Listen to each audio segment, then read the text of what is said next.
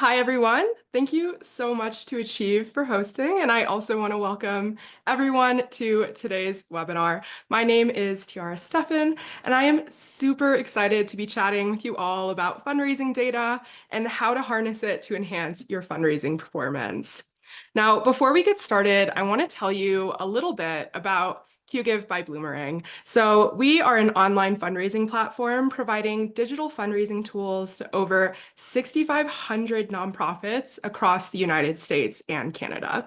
We offer donation forms, event registration forms, peer-to-peer fundraising tools, auction tools, and so much more to help nonprofits raise more to do more good. Now, earlier this year, Qgiv actually joined the Bloomerang team to offer a modern giving platform that puts relationships at the heart of fundraising. This combined solution unifies your donors' activities, giving you the power to acquire new donors, cultivate impactful relationships, and maximize the potential of your donor communities.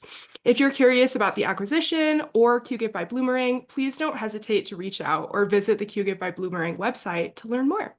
Now, I want to introduce myself a little bit, tell you all a little bit more about myself. Like I said before, my name is Tiara Steffen, and I am the Product Marketing Coordinator at Qgiv by Bloomerang. I've been with Qgiv for 3 years now, and I'm super passionate about researching fundraising best practices and helping nonprofits level up their fundraising game. And when I'm not doing all that, you can often find me at a concert, watching movies, playing trivia, or just hanging out with my senior dog. So let's go ahead and dive in and start with why data is so important. So besides the obvious benefits of tracking fundraising success and providing your organization with a sense of direction for making strategic fundraising decisions, the data you collect offers lots of information to improve your marketing and donor retention efforts. Things like segmentation, a donor's giving potential, and lapsed donor reports all provide critical information in order for you to improve your fundraising overall.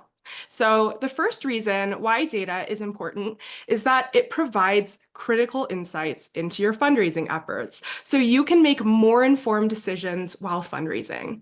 Data is a lot of different pieces that can be used to build something special, and it's important that your organization takes the time to identify the most critical data points that will help you effectively monitor success.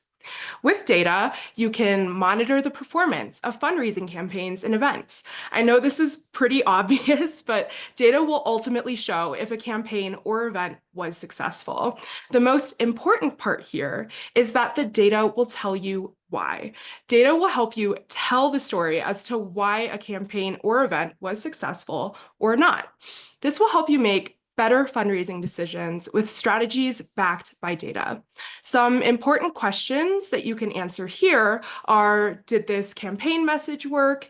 Did I send my appeals through the appropriate channels? Am I reaching the right audience? And then finally, you can use this data to improve relationships with donors. How? Well, you can send personalized communications, make sure you're sending appeals through the right channels, and keep donors informed about how their gifts are being used. The second reason why data is important is that data tells a story. Now, data without proper presentation is just a giant mess, and it's confusing, and it might feel really daunting to try and untangle to make any sense out of it. But when you sort your data and arrange it, you can gain basic insights into your donors and determine the success of your fundraising campaigns or events. Giving context to your data will help you break it down and make sure everyone in your organization understands it, so you're all on the same page when working towards your fundraising goals. The ultimate objective is to properly present your data and tell the story. Data without a story is just a bunch of numbers, but tying in all aspects of your campaigns and events will help you truly understand, organize, and use all of your data. So now that we've established the importance of data, this is what we're covering today. We're going to talk about what data you need to be looking at, how to use data to improve your fundraising, tips to help you manage your data, and then go into how Bloomerang and Qgiv can also help you manage your data as well.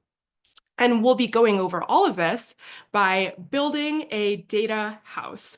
Now, I know that data can feel really overwhelming, especially if you've got a lot of it, but it's not impossible to go through and organize. Just like the process of taking a bare plot of land and turning it into a house brick by brick, it's important to take a step-by-step approach with your data to get to your end goal. Building a house isn't accomplished overnight, and neither is building and visualizing your data. So let's go ahead and just get to building. So before you start collecting data, you're not working with much to base your fundraising strategy decisions off of. But that's not to say that there isn't the potential for something great to happen in a bare landscape. Without data, there's little structure or insight, but the plot of land you have is just waiting to be transformed into something more meaningful. At this point, you may not really have any substantial data to work with, but you can start collecting what you need to build that something great. So when you're building a house, you start by building the foundation. A sturdy foundation brings longevity and a firm place to stand when times get tough. And when it comes to data, you need the proper systems in place to serve as the bedrock for effective data collection and management. Firstly, that includes picking the right fundraising software and CRM. Not only do these platforms help you fundraise more effectively and keep track of your donors, they also are great sources of data. And with them, you can store, track, and analyze information about donors, volunteers, and other stakeholders all in one centralized place. That way, you can easily monitor fundraising campaigns, track donor interactions, and identify trends or patterns over time, and use all of that information to maximize your fundraising potential. Next, you can also include tracking platforms like Google Analytics and Facebook Pixel.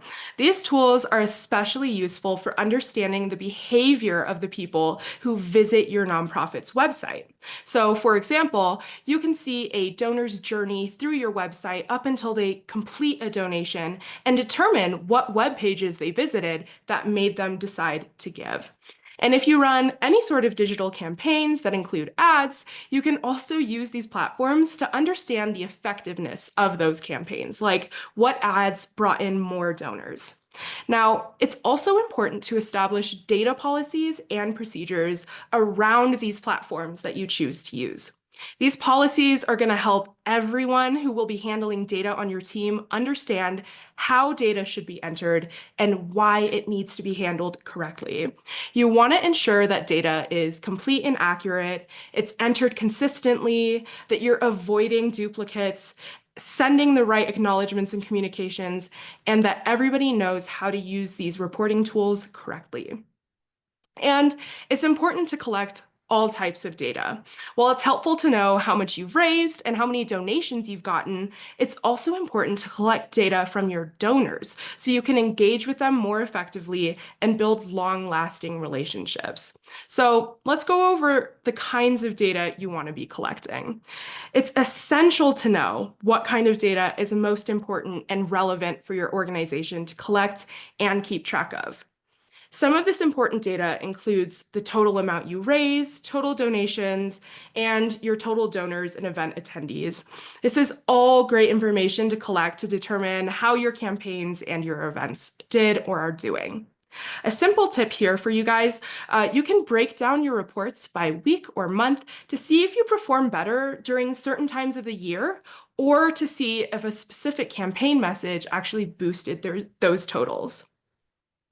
You also want to collect data about new donors and recurring donors, new event attendees and recurring event attendees, and one-time and recurring donations.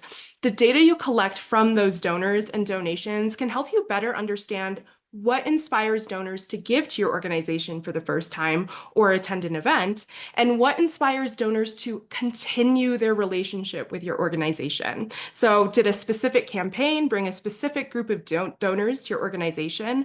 What do all of your one-time donors and recurring donors have in common? Collecting data can help you answer those questions and make those data-backed decisions. And finally, you also want to keep track of your donors' preferred payment methods. Donors are just going to be less likely to give to your organization if they don't have the option to give with the payment method they want to use. So, do a lot of your donors like to give with credit cards over cash?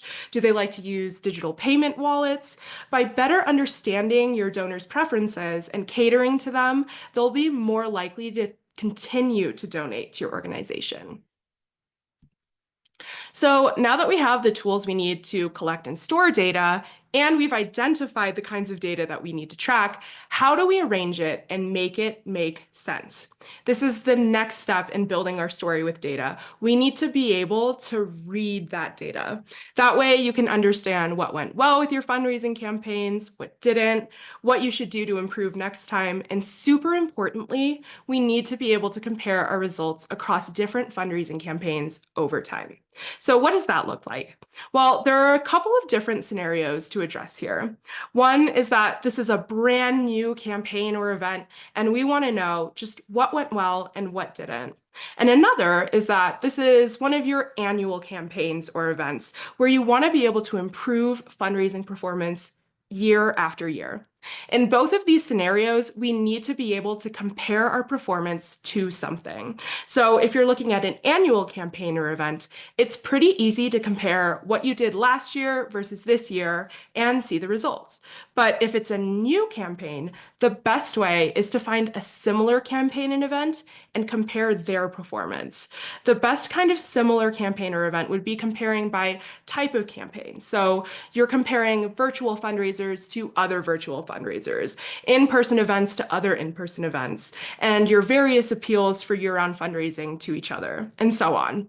This should provide you with key insights into performance, even if the fundraisers aren't of similar sizes. Now, as you wrap your head around these data points, it's important to have the data from these campaigns available in a quick view, like with dashboards or a collection of reports in your fundraising software and/or CRM platform. So create reports with your data and create a dashboard for each type of fundraiser you host to view all of that data quickly at a glance. So for example, create a dashboard for all of your year-round campaigns, another one for your year-end campaigns, another one for your peer-to-peer events, your auction events, and so on. Use the reporting tools available to you to see this data quickly and at a holistic level, but also with the ability to drill down into how a specific event or a specific appeal performed. You can use different views in your dashboards and reports to see how your campaigns performed over time or compared to a similar campaign. So for example, you can set filters to view your year-round campaign's performance over a certain date range this year compared to your year-round campaign's performance over that same date range last year to assess the success of your current year-round campaign and then make adjustments as needed. So you've got the numbers, the tools, and you've organized everything to be able to view your data in a way that's easy to digest and understand. But while you may have some nice tables and beautiful graphs to look at, you've really just got some nice numbers. So to round things out, it's important to pair the data you've collected with context. So let's say, for example, that you look at your data comparing last year's year-end fundraising campaign to the year prior, and the data you collected shows that you've raised more, you had bigger donations, and brought in more new donors than the year before. So why did that happen? Well, it's important to look at all the things you did that differed between the campaigns to better understand why last year's campaign performance improved over the year before. So, did you send more appeals than you did the year prior? Did you change the send cadence of your appeals? Maybe you sent fewer appeals, but you made them more impactful, motivating your donors to make those bigger donations. Now you've learned something about your donors' preferences. Now, did you send your appeals over new communication channels? Did you focus more on email campaigns and digital fundraising instead of direct mail? Did you introduce text fundraising into your strategy? Maybe you connected with donors more directly via text, which made them more inclined to donate. Now, did you change your messaging? Maybe you added visuals like photos and videos to your appeals that resonated with your audience and made them more motivated to donate last year. And what audiences did you target? Maybe you use social media to connect with your Gen Z and millennial donors and found that you received many small donations and targeted older donors with email and direct mail appeals and received fewer donations but bigger donation amounts. These are all things that you can look at. So now that you've taken a look at all of the strategies you used between the last 2 years of year-end fundraising campaigns, you can plan a great year-end fundraising campaign this year that includes all of the strategies that made you successful last year and improve upon the strategies that need improvement. You have to provide this context to your data to more effectively fundraise by figuring out where to concentrate your efforts and what strategies to use. So there you have it. This is our data story from beginning to end. First, you want to decide on the tools you're going to use to collect and manage your data. Next, you need to identify the most important types of data you want to track and collect. And then you have to organize your data so it's easy to view and understand for everyone on your team who works with data and makes fundraising decisions. And then finally, you have to provide context for all of the data you collect to put it into action and improve your fundraising strategy.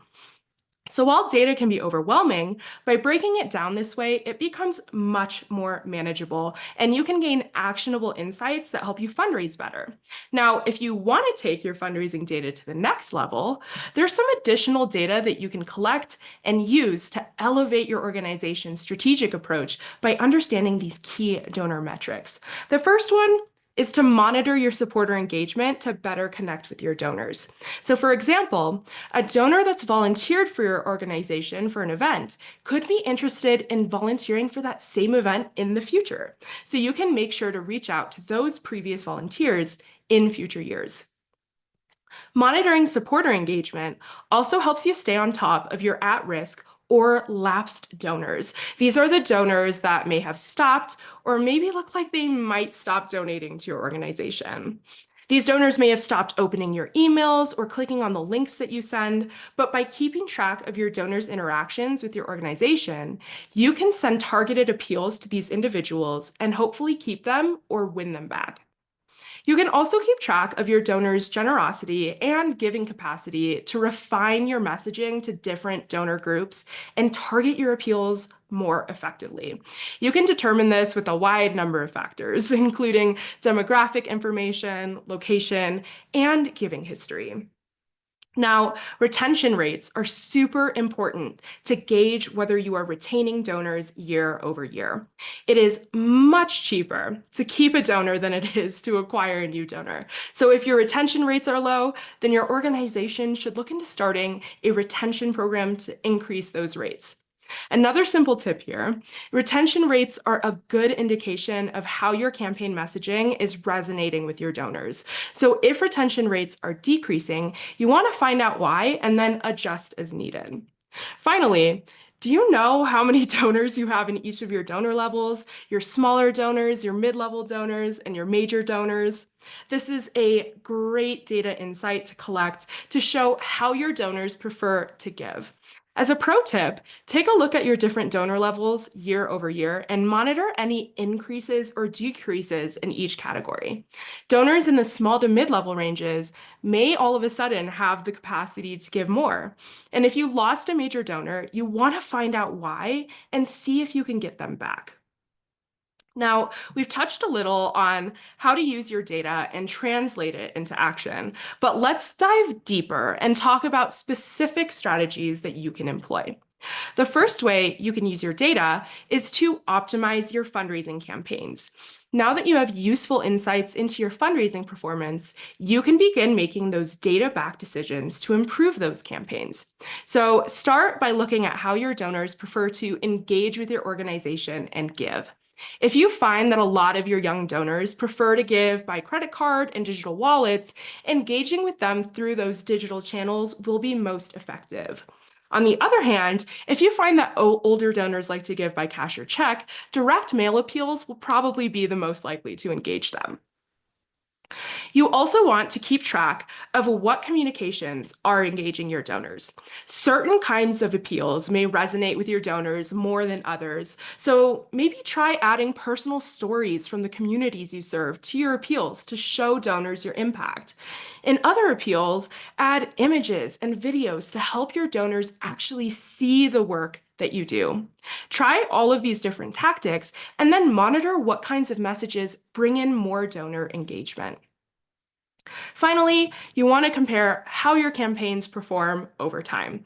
Using a month-over-month or a year-over-year comparison can help you understand your donors' giving patterns and when they're most likely to give, so you can focus your efforts in the places and at the times that matter most. Now, your communications will likely always be a work in progress, so it's important to keep testing your messaging to refine your communication strategy. Now, if you are adding or removing fields, images, or text to your forms, you need to have a way to monitor how those changes are affecting your form performance. The most important factor to determine is whether or not the changes positively or negatively impacted the total amount raised, but you can also dive deeper to see if the changes improved or decreased conversion rates, one-time donations, recurring donations, and more.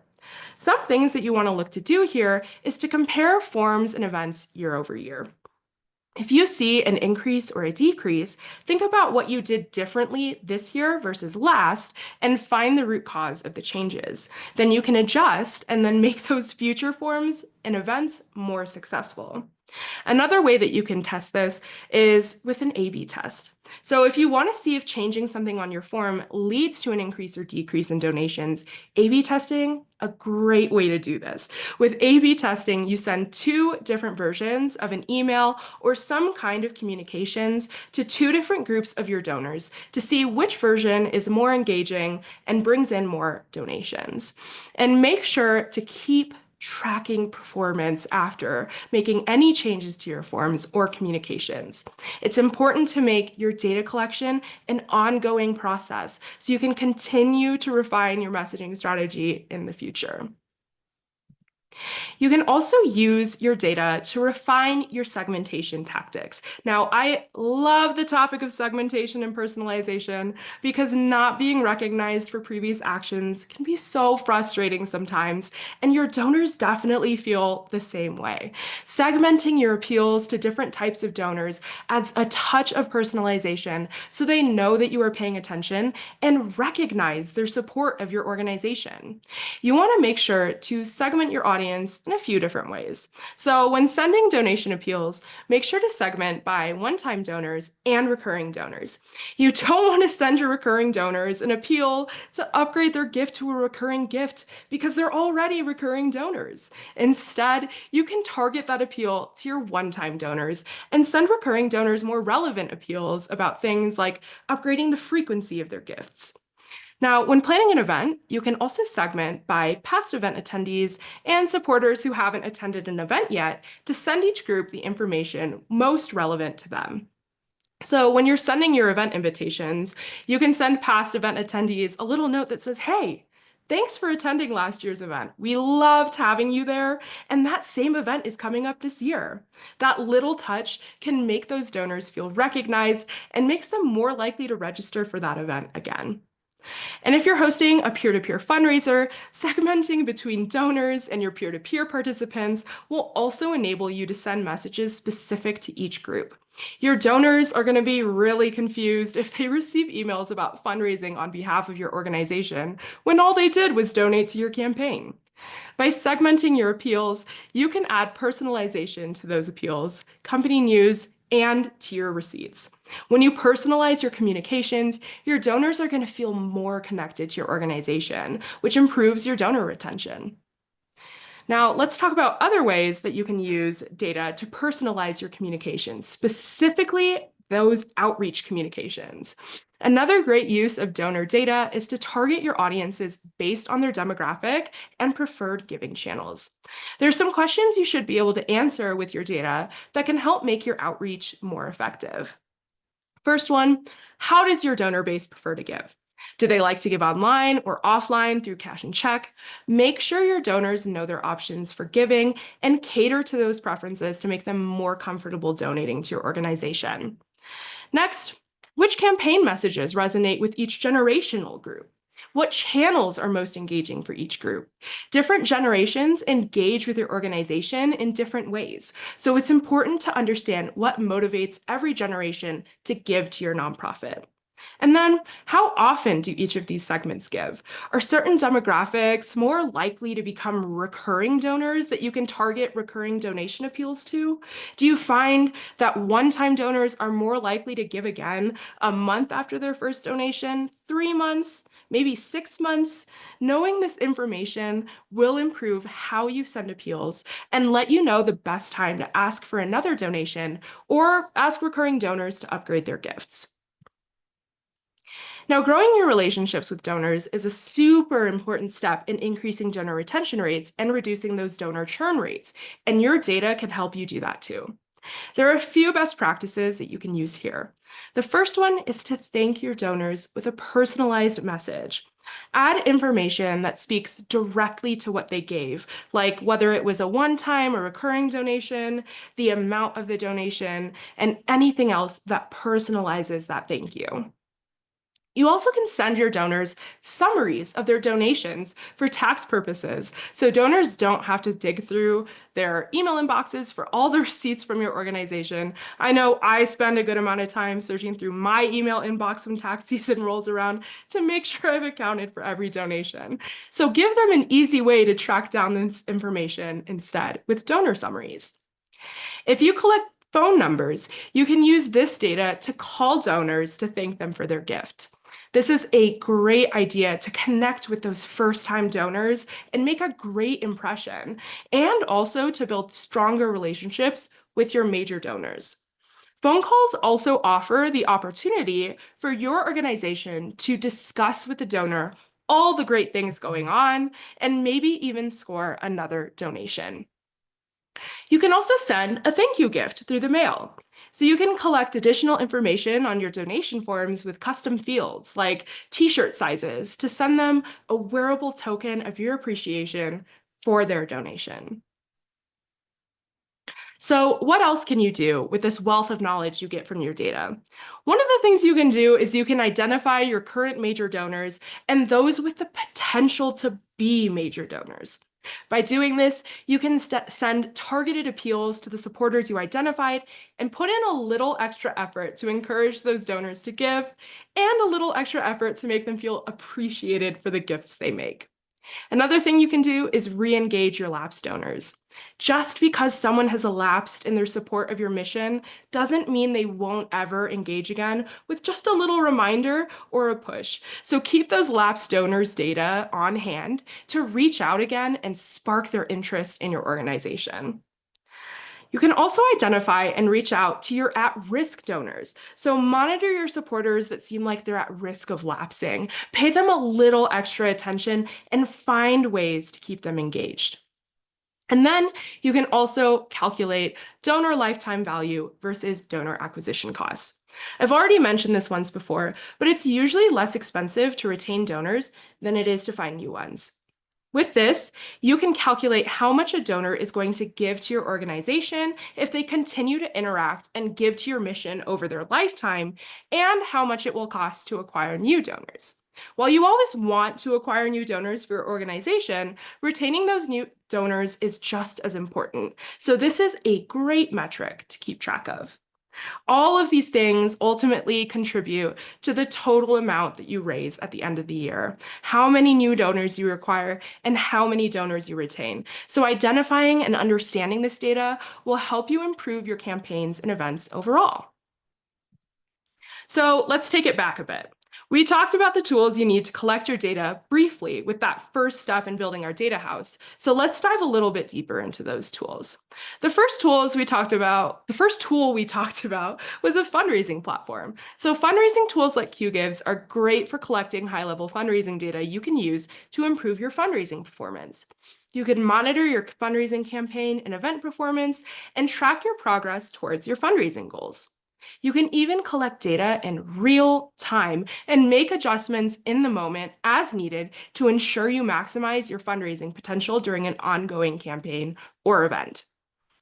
When your donors fill out your donation forms or register for a fundraising event, they also provide you with a lot of useful information that you can store in your fundraising solution. On a basic level, you can collect their names, phone numbers, email addresses, and home addresses. But by adding custom and conditional fields to your forms, you can also collect any other information you need, like whether your donors are interested in volunteering for your organization, what kinds of events they'd be interested in attending, t-shirt sizes, dinner preferences, and whatever else your organization needs to know. You can also track your donors through their donor journeys, from their first donation to their first event participation. All of their interactions with your organization will be recorded.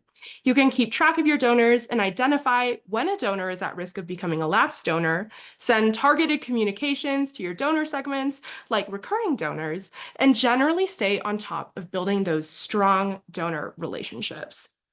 And you can also calculate other important metrics, like I talked about before, your donor lifetime value and your donor acquisition costs. Another important tool to have for data management is a customer relationship management database, or a CRM. CRMs enable nonprofits to track donations, volunteer activities, and communication history, all to build comprehensive donor profiles for those stronger donor relationships. With a CRM, you can manage all aspects of your nonprofit's people ecosystem, from donors and volunteers to sponsors and grantees, and more. By having everything in one place, you ensure that nothing and nobody falls through the cracks, and everyone gets the attention they deserve. It's like having your own personal assistant, keeping tabs on all of your important relationships. You can also dive deeper into supporter preferences and behaviors to tailor your outreach efforts to every donor. The more you know about your supporters, the more you can engage with them in meaningful ways. And with a comprehensive view of supporters' journeys, the ability to streamline operations and enhance your strategic fundraising initiatives, you can see where your efforts are paying off and where you maybe need to tweak things. Having a CRM is all about making your workflow smoother and your fundraising smarter. You'll be able to also make informed decisions and foster deeper community connections. With all the right insights at your fingertips, you and your team will be empowered to make choices that bring your community closer together. Plus, you'll be able to build trust and loyalty with your supporters. And you can transform that all-important data that we've been talking about this whole time into actionable insights to drive fundraising success. As we've established, your data is just a gold mine waiting to be tapped into. So by understanding what it all means, you can make informed decisions that truly make a difference for your mission. Now, there are some other free tools you can use to collect important data for your nonprofit. The first one I want to mention is Google Analytics.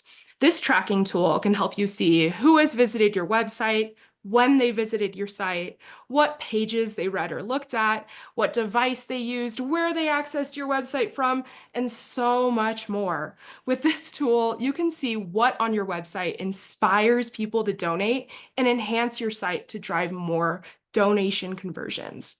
Now, with Google Tag Manager, you can easily manage all of your website tags from one place. A tag is a little snippet of code you can add to your web pages to learn more about the people who visit your website. So with Tag Manager, you don't need to know how to code. This manager enables you to easily set up and manage tags on your organization's website without changing any of your code. And Facebook Pixels. This tool gives you insight into the performance of your Facebook ads. It will track clicks and conversions, so you're not wasting precious resources on ads that don't actually attract your donors' attention. And finally, you can keep an eye on your website's health and search visibility with Google Search Console. This is your go-to tool for ensuring that your website is optimized and easy to find so you can spread your mission far and wide. Now, before we move on to Q&A, I want to give you all a brief overview of everything you can do with Qgiv's data tools. If you're unfamiliar with fundraising software and the data capabilities that come with it, these are all features you should be looking out for when searching for the best data tools that work for your organization. The first feature I want to highlight is customizable dashboards. Now, if you don't want to have to create a dashboard from scratch, or you need more time to set up your own dashboards, but want to get started with your fundraising data ASAP, you can select from some pre-configured dashboards to get set up quickly. You can also add more data insights to these pre-configured dashboards at any time to tailor them to your needs.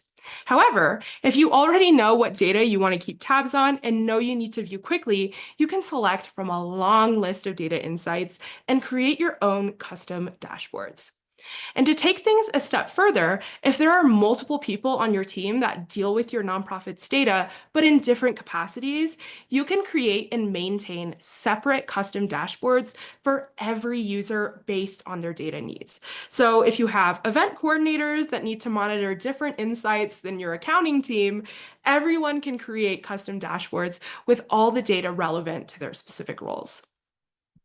Now, in terms of those data insights I just mentioned that you can choose from to create your dashboards, Qgiv has tons of data insights you can track. Whatever metrics your organization needs, you'll likely be able to find them on this list.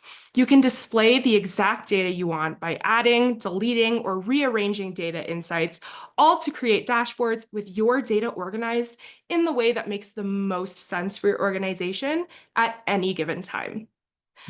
Now, when you first start dealing with data, building your own data reports might feel a bit daunting. That's why having a library of pre-built reports can be so helpful. Your organization can hit the ground running when using data to help inform your decisions, quickly pulling the most important standard data insights your team needs whenever you need them. Qgiv has an extensive library of pre-built reports with the most important data you should be tracking all ready to go, like recurring donor reporting, donation and event-specific reporting, which includes reports on your peer-to-peer and auction fundraisers, text giving reporting, both for those inbound keyword texts and outbound communications, and store and badge reporting for your peer-to-peer campaigns. But if you know the data that you want to track already, you can start building custom reports with detailed filters and the fields you want to view. And when I say custom, I do mean custom. You can change column headers, build reports specific to job roles, and add, remove, and rearrange any fields to make your reports easier to read and understand. If you have integrations with any third-party applications that necessitate the inclusion of any static fields in your reports, it's simple to just add them. You can save all of your custom reports to revisit them at any time, so there's no need to keep rebuilding those reports every time you want to see your data. And if you have any data you know you want to track ahead of a campaign, just set that report up ahead of time and let it run.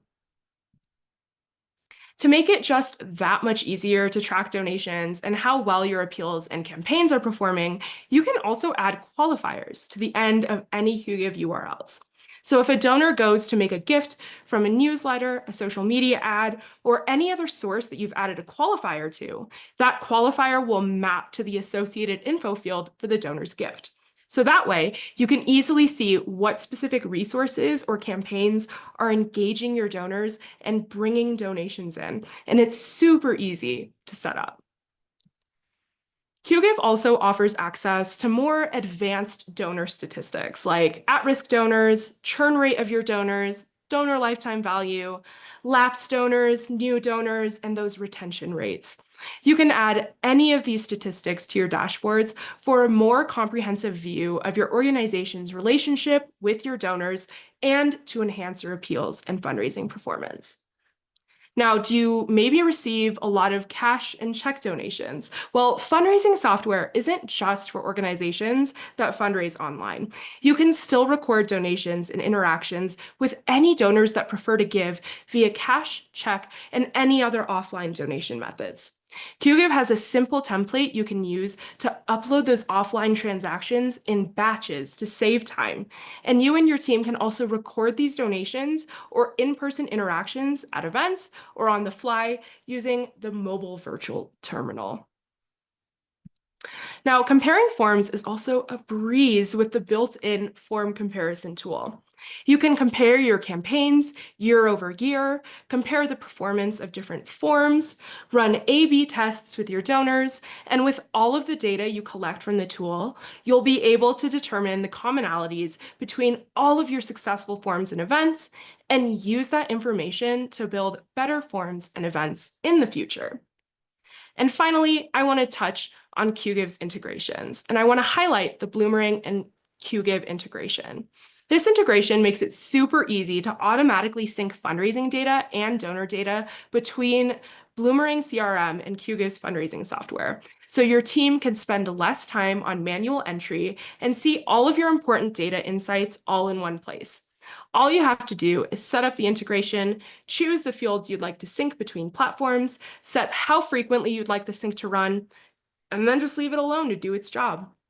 Qgiv also offers other integrations with email marketing platforms, matching gift software, and third-party analytics tools. And with Zapier, you can send data to thousands of other services as well. Our full suite of integrations automates those administrative tasks and makes it easy for you to share all of your data across all of the tools you already use without manual data entry to save your team time and free them up to focus on all the tasks that will maximize your fundraising potential. Now, if you're interested in learning more and you are a Qgiv customer, feel free to email us at support@qgiv.com with any questions you have about Qgiv's online fundraising tools and the Bloomerang acquisition. If you are not a Qgiv client and you have any questions, please don't hesitate to reach out. We have a super passionate team that's always ready to help answer any of your questions. So just email marketing@qgiv.com and we'll get back to you with those answers. If you're not a Qgiv client and you are curious about using the Qgiv platform, it's super easy to request a demo. Just visit qgiv.com/demo-request and fill out the form. And if you're looking for more best practices, visit qgiv.com/blog and check out our collection of fundraising blogs and free resources for you and your team. And now we can move on to our Q&A. I have Margie Worrell here from the Bloomerang team to answer any CRM questions you may have, and Justin Cook here as well from the Qgiv team to answer any of your fundraising software questions. So we've got a full team of experts here, just ready to answer any questions you might have.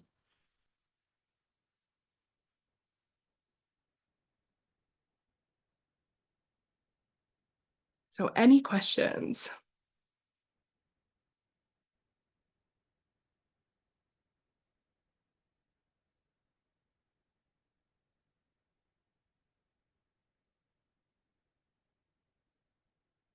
Okay. Well, again, if you have any questions that you want answered, you're curious about Qgiv by Bloomerang, feel free to email us at those email addresses that I listed, and you'll get the slides, so you'll be able to have those email addresses on hand. And I want to thank everybody for joining us today to hear about data. I hope that this information was super helpful for all of you, and we'll see you in the next one. So thank you so much, you guys.